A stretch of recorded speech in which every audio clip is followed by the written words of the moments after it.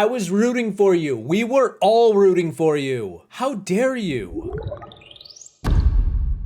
Internet, my name is Peridiam, and I'm not talking about you in that intro. Let's talk about disappointing players. Let's talk about disappointment. Not a fan of it, to be honest. It's kind of miserable. I get excited when players get another chance to shine, especially when I already was a fan of them going into the season, but in the case of these 5, let's just say I turned in my stand card and I'm now seeking greener pastures. So let's get down to brass tacks. I'm thinking it, you're thinking it.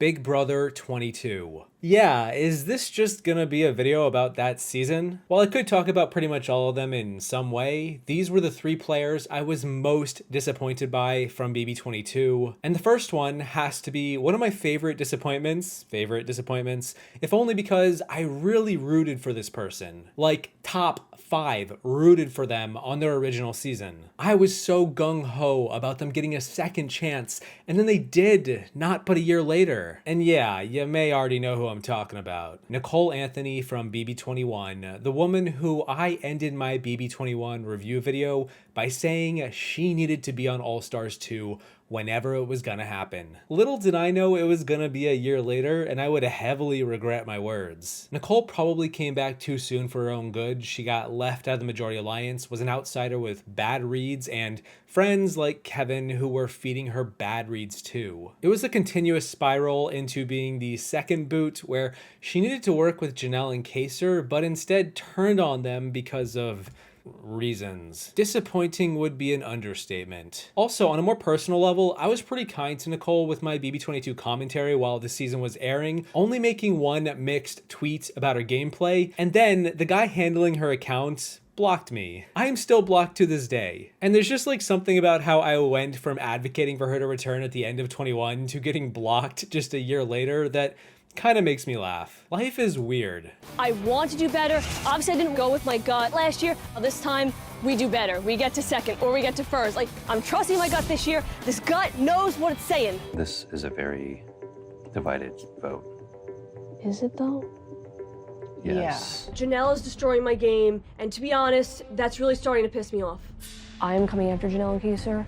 Like, that's, if I win HOH, like, nobody needs to freaking worry. By a vote of 10 to 2, Nicole, you are evicted from the Big Brother house. But you know who else is there from BB22? I think many of you could guess half the cast, and there are compelling arguments for all of them to be included, but I have landed on the disappointment that was Danielle Donato from Big Brother 8 and Big Brother 13. Whereas I absolutely loved Danielle on 13, was rooting for her so hard, was pulling for her alliance to crush the veterans and to have her spice up the season so much. Brunette Danny is a star. Blonde Danny, on the other hand, she returns a decade later and there's just not much here to work with. She joins the Majority Alliance, but she's never in the core. She slowly gets outmaneuvered by Cody and Tyler and everyone else, as she was slated to be the first one out from the Alliance when it came down to it. Heck, even Enzo was put above her. It kind of felt like she went from her game on BB13, where she fought against the Veterans Alliance, to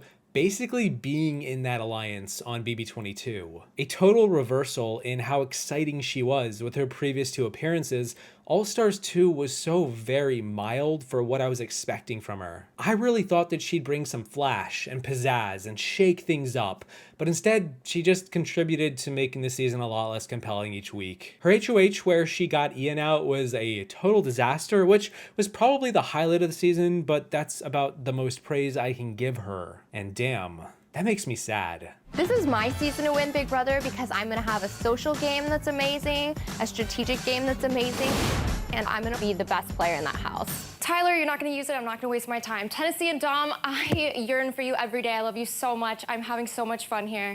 That's all I have to say. By a unanimous vote of 4 to 0, Danny, you are evicted from the Big Brother house. And yeah, I did almost include players like Kevin, who seemed like the polar opposite of the guy who was on BB11. Where'd the magic go from back then? Memphis seemed grouchier and less interesting. Nicole Franzel was about the same as usual, yay, and Janelle and Kaser lasted about as long as I expected. All very unfortunate, but not in my top 5 for disappointment. Oh yeah, and Keisha just like took the appearance check and ran. Can't say I blame her. My third disappointing player from Big Brother 22 is Tyler. The guy who kind of threw in the towel halfway into the season, but then didn't, but then just kind of seemed like a ghost who had tapped out as he slowly moved toward an inevitable loss to Cody. Tyler just didn't seem to want to be on this season. I think he was convinced by Angela to give it a shot, and he never seemed all that excited. Which is kind of amusing because he was playing a really great game for the first half or so, the pre-jury phase,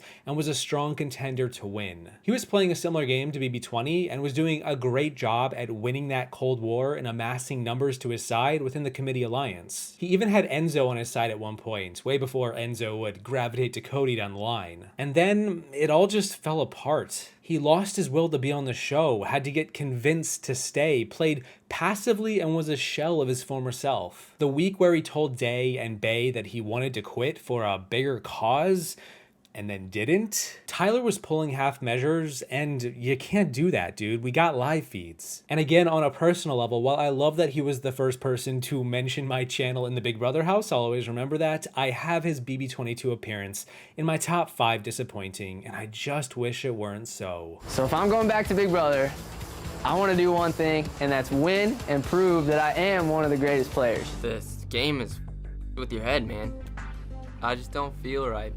I'm not like myself. I want to stand for something bigger, if that makes sense. So I've been like, it's like a clash in my head going on, in like my heart. And you're standing for something, you know, like greater than me, and I want to see that.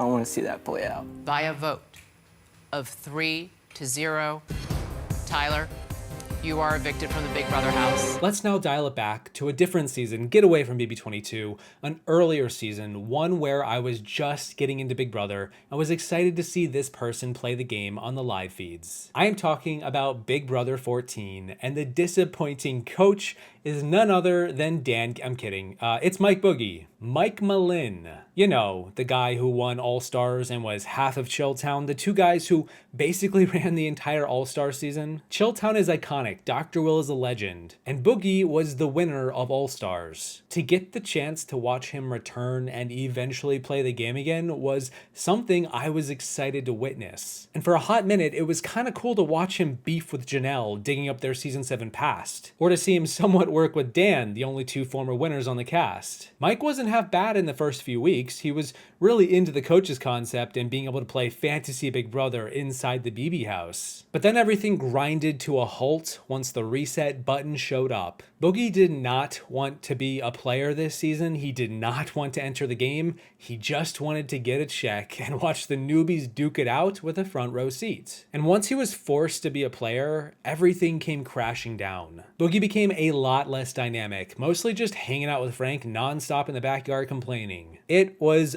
pitiful gameplay to watch, how stubborn he was to do anything. He was so bad at the game once he was forced to play it, and I just couldn't help but think a lot less of him as a player. This was the guy who won All-Stars? The guy who's trying to make Chilltown 2.0 happen with Frank. Stop trying to make it happen, Boogie. Frank is not Will, and you are not the same player you used to be, the one who I was so eager to watch from Big Brother 7. He just didn't seem to be having any fun, didn't want to be there, was playing worse than ever, constantly blaming Dan for everything, and yeah, I wanted a refund. Part of the problem with newbies is they're all amped up to play and win competitions, and they underestimate the value of a social game. I consider myself the best player to ever play this game. Boogie, if you would like to accept America's offer, please hit the reset button. No thanks, America. I'm good. The only thing I will ask of Dan is just don't do wrong by Ian. Frank's a big boy, he's gonna go to battle, but I just hope Dan doesn't do you wrong. By a vote of 5-2, Boogie, you are evicted from the Big Brother house. Rounding out my top 5, let's go back to the first All-Star season, Big Brother 7, with only one really disappointing player in the group. While there are shades of disappointment with poor gameplay or poor placements, this player is someone who actually made it halfway through the season, but never really amounted to anything. I'm talking about Marcellus, the guy who didn't use the veto on himself way back in Big Brother 3. Yeah, Marcy is in my top 5 disappointments, largely because he just wasn't as dynamic or compelling as what we got from him in BB3. He was on the fringe of the Season 6 Seasick Alliance, was somewhat close to Janelle, had a bit of a rivalry with Danielle, but Where did any of this go? He became a sacrifice once Janelle was duped by Will into cutting him at the final 9. For a player who is so iconic and so important to the history of this show and had such a dynamic presence on Big Brother 3, this was an abrupt ending for a player who just kind of seemed grumpy most of the time, not really playing a good game, and was then discarded so quickly as a pawn in the grand scheme of things. I just expected more from him. I find him to be one of the most compelling players in BB3, but he's one of the least in BB7, and that's enough to have him this high on my list. Danielle and I will never be friends. There's like so much leftover bullshit from season 3 that we'll never get past. Janelle told me, I'm gonna put you up, but I'm gonna ensure you're safe. The pages of Big Brother history are littered with the corpses of people who thought that they were safe. By a vote of 6-0, Marcellus, you have been evicted from the Big Brother All-Star house. And yeah, that's it. Those are my top 5 most disappointing returning players in Big Brother. Let me know what you think about these picks, if you can relate, and who you might have in your own top 5. A big thank you to my patrons for not disappointing me with your continuous returns each month. Thank you all for watching. I hope you enjoyed the video. Don't forget to showboat for the cameras on your way out, and I will see you in the next one. Once I put together my dream cast for Big Brother All-Stars 3. Why do I do this to myself? No, I ain't got no power, bro. Got nothing, yo. What about you? Did you win? Is that you? No. Did you save? No. Did you save? Oh, bro. Did you save me?